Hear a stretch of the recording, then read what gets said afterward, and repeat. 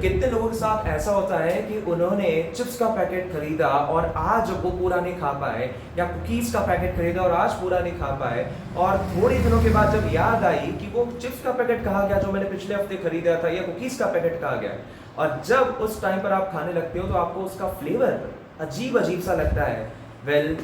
इसके पीछे एक बहुत मेजर इशू है, बहुत मुख्य कारण है, जो समझने से पहले हमें पढ़ना पड़ेगा कि ऑक्सीडेशन क्या चीज़ है। देखो, ऑक्सीडेशन, एडिशन ऑफ ऑक्सीजन या ऑक्साइड का फॉर्मेशन। देखो, ऑक्सीजन ना वैसे तो बहुत अच्छी गैस है, मगर ये कुछ एविल एलिमेंट के साथ बॉन्ड बनाने के बाद एक ऐसे कंपाउंड बना लेती है जो डेंजरस होते हैं। जैसे कार्बन की अगर मैं बात कर लूँ, जो कि एक एलिमेंट है, रिएक्ट करता है ऑक्सीजन से और बनाता है कार्बन डाइऑक्साइड, जो कि हम सबको पता है एटमॉस्फेयर के लिए कितनी मेजर पॉल्यूटेंट है, और ये हमारी एटमॉस्फेयर को कितना ज़्यादा नुकसान पहुंचाती है। इवन अगर हमारी बात करूँ, ह्यूमंस की बात करूँ या लिविंग्स की बात करूँ, तो क्या कार्बन डाइऑक्साइड एक मेजर पॉल्यूटेंट नहीं है? यस, हमारी बॉडी इसे कंटिन्यूअसली रिमूव करती रहती है। So this is what carbon dioxide is. अब देखो, एक चीज मैं तुम्हें बताता हूँ, वापस से चिप्स वाले एग्जांपल आ जाते हैं। मुझे बताओ, क्या चिप्स के अंदर, कुकीज के अंदर या डेयरी प्रोडक्ट के अंदर क्या फैट्स एंड ऑयल्स नहीं होते? क्या इनमें भर भर के ऑयल की मात्रा नहीं होती? हम बोलेंगे बिल्कुल डेफिनेटली होती है। तो देखो, फैट्स और ऑयल्स रिएक्ट करते हैं ऑक्सीजन से और बनाते हैं रैंसिड सब्सटेंसेस। ये रैंसिड सब्सटेंसेस हमारे फूड प्रोडक्ट का टेस्ट, ओडर, टेक्सचर, सारी चीजें चेंज कर देते हैं। इसलिए आपको एक हफ्ते पुराने या एक महीने पुराने अचार से भी गंदी बदबू आती है, क्योंकि उसमें रैंसिड सब्सटेंसेस का फॉर्मेशन हो चुका है। इसे ही हम रैंसिडिटी बोलते हैं, which is practical implication of oxidation. This is what is rancidity. मतलब ऑक्सीडेशन का एक प्रैक्टिकल एप्लीकेशन अगर हम देखें, इम्प्लीकेशन देखें, तो उसे हम रैंसिड भी बोलते हैं, which is spoilage of fats and oils in food products leading to unpleasant taste and smell। आपके फैट्स एंड ऑयल जो आपके फूड प्रोडक्ट में प्रेजेंट हैं, ये खराब हो जाते हैं, मतलब कि ऑक्सीजन से रिएक्ट करके खराब हार्मफुल सब्सटेंसेस का फॉर्मेशन कर लेते हैं, जिन्हें रैंसिड सब्सटेंस बोलते हैं, जिसकी वजह से आपको फूड प्रोडक्ट के अंदर अनप्लीजेंट टेस्ट एंड स्मेल आने वाला है। ऐसा क्यों होता है ये तो हमने जान ही लिया। जिसे हम बोलते हैं oxidation of fats and oils, जो एटमॉस्फेरिक ऑक्सीजन से रिएक्ट कर लेता है। क्योंकि जो आपने चिप्स का पैकेट खोला था, उसकी हवा आपने पूरी खा गए थे आप, और बेसिकली हुआ ये कि जो चिप्स के पैकेट थे वो हमारी एटमॉस्फेरिक ऑक्सीजन से उन्होंने रिएक्ट किया और खुद के अंदर रैंसिड सब्सटेंसेस का फॉर्मेशन किया। इसका एक प्रिवेंशन है, एडिंग एंटीऑक्सीडेंट्स या एयरटाइट कंटेनर्स या लो टेम्परेचर।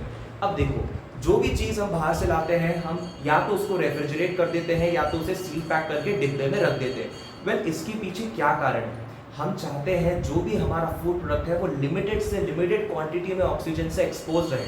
अगर वो ऑक्सीजन से एक्सपोज रहेगा ना, तो वो रैंसिड सब्सटेंसेस वापस से बनाएगा और आपका फ्लेवर, टेक्सचर, ओडर सब उड़ जाएगा और खराब हो जाएगा आपका प्रोडक्ट। देयर बाय आप काम ये कर सकते हो कि आप आपके फूड को एयर टाइट कंटेनर्स में या वैक्यूम सील कर सकते हो, ताकि हमारे fat and oil containing food जो है, इनको ऑक्सीजन की भनक तक ना लगे। देन आप लो टेम्परेचर कर सकते हो, यानी रेफ्रिजरेट कर सकते हो सब्सटेंसेस को, या आप उनके अंदर एंटीऑक्सीडेंट डाल सकते हो। एंटीऑक्सीडेंट ऐसी चीजें होते हैं, ऐसे कंपाउंड होते हैं जो हमारे फैट एंड ऑयल को ऑक्सीजन से रिएक्ट करने ही नहीं देते। मतलब ये इनहिबिट करते हैं फैट एंड ऑयल को ऑक्सीजन से रिएक्ट करने में, और फैट एंड ऑयल ऑक्सीडेशन कर ही नहीं पाता और रैंसिड सब्सटेंस बना ही नहीं पाते। ये होते हैं हमारे एंटीऑक्सीडेंट्स। अब आ जाते हैं एग्जाम्पल पे, जो कि है स्पॉइल्ड बटर। हमारा कई बार जो बटर है वो खराब हो जाता है, या कुकिंग ऑयल ज़्यादा बार अगर यूज़ किया गया है, 2 बार, 3 बार, 4 बार, तो हम देखते हैं कुकिंग ऑयल का जो कलर है वो भी चेंज हो जाता है, पूरा काला काला डीजल की तरह दिखने वाला आपका तेल बन जाता है। एंड देन उसके बाद स्टेल चिप्स, जो कि एग्जाम्पल है आपके चिप्स के पैकेट का, जब एक बार खोलने के बाद आपकी जो पूरी हवा है वो गायब हो जाती है, जो आपकी हवा है वो पूरी गायब हो जाती है। एंड देन उसके बाद आपके चिप्स कि जो छोटे छोटे पार्टिकल्स हैं वो एकदम खराब हो जाते हैं।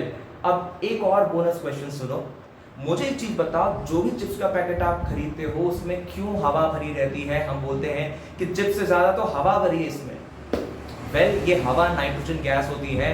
जो चिप्स मैन्युफैक्चरर्स होते हैं वो हमारे चिप्स के पैकेट को नाइट्रोजन गैस से फ्लश कर देते हैं। इसके पीछे एक मुख्य कारण है, हमारा fat and oil containing chips जो है वो बेसिकली ऑक्सीजन से रिएक्ट न करे, इसलिए वहां पे नाइट्रोजन गैस हम डाल देते हैं ताकि ऑक्सीजन गैस के कांटेक्ट में बिल्कुल भी नहीं आए।